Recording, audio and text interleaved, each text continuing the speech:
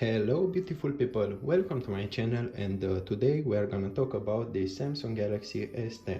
So today we are gonna see if this phone is still good after 1.5 years, and if it's worth the price tag, of course, the $450 from the Samsung store or from Amazon. And spoiler alert, I think it's worth the money.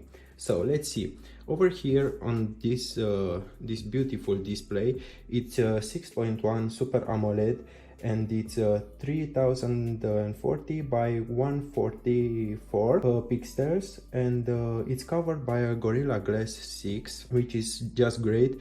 It's gonna perform very well in drops. So I have this phone for about 1 year and 2 months, and even though I have a screen protector, I never had a problem with screen breaking or something like that, which is great.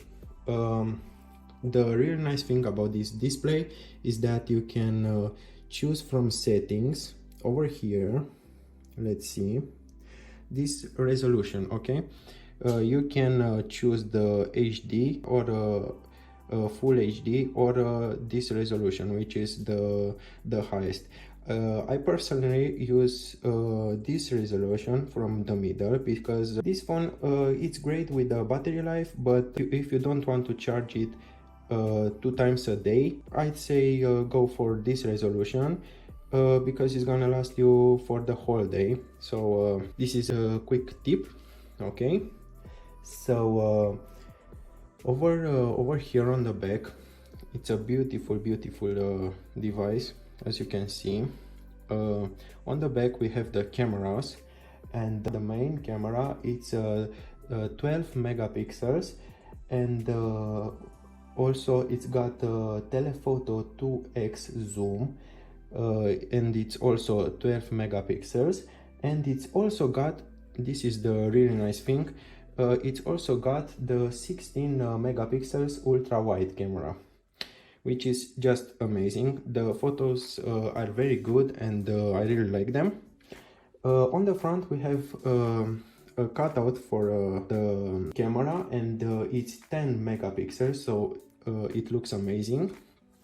Okay, the videos that you can record from the back camera, they are maximum at 4K and 60 frames per second, and the videos looks amazing. Also, because we are on the back of this phone, it's got a big battery. The difference between this phone and the new S20 is that this phone has got 3400 milliamps, and the new one is got 4000.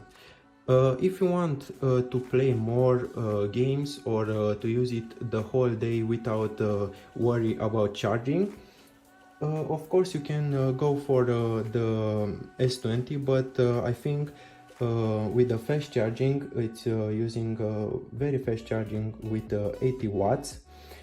I think you can manage to live with this phone. It's also got an ultrasonic fingerprint reader.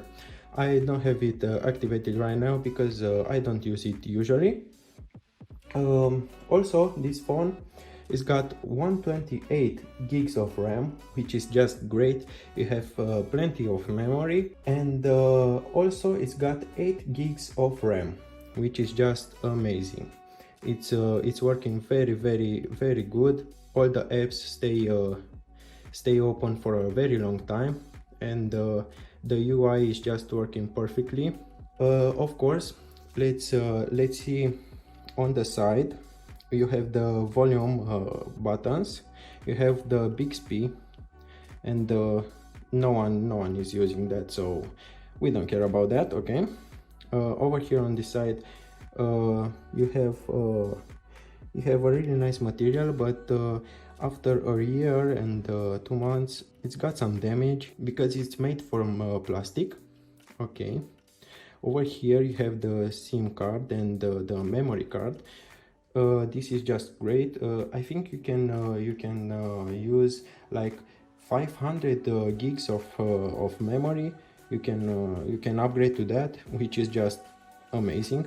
Over here you have a microphone, and over here on this side you have the power button. For my hand, it fits perfectly, but if you have a smaller hand, I'd prefer to have it a little bit lower, like the iPhones.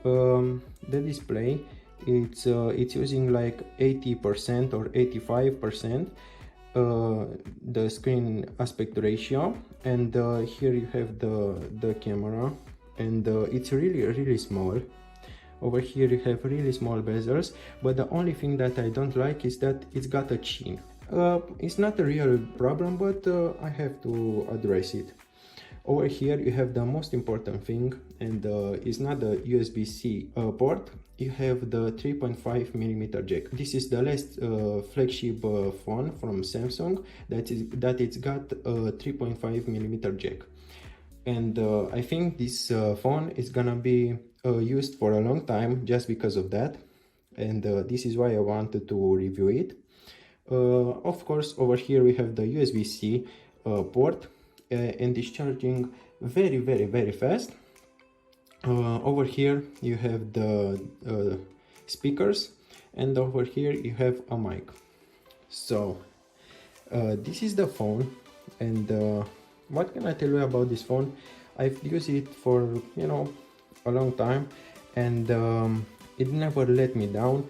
You don't have the lag input that other Android phones have, and it's working just fine. You need to restart it maybe once a week or something like that, because it's gonna have some errors, but you need to do this for every phone. So also this size, this is why I didn't got the plus size.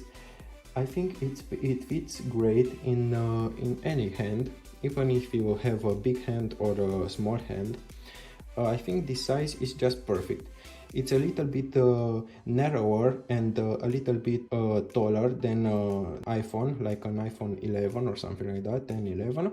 But it fits just great, and it's a really beautiful phone. Of course, it's a fingerprint magnet, as you can see. So that's the only downside, but it's just beautiful. When it's clean, it's beautiful. So this is the review, and I think that, of course, if you want the latest and greatest, you can go for the S20, but also that phone after 1 year or something like that is gonna be the same price as this phone, and I think it's not really worth it.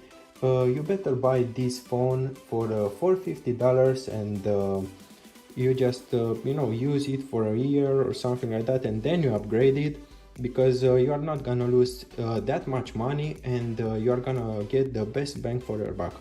So I hope you guys like this video, and I'll catch you guys in the next episode. See ya!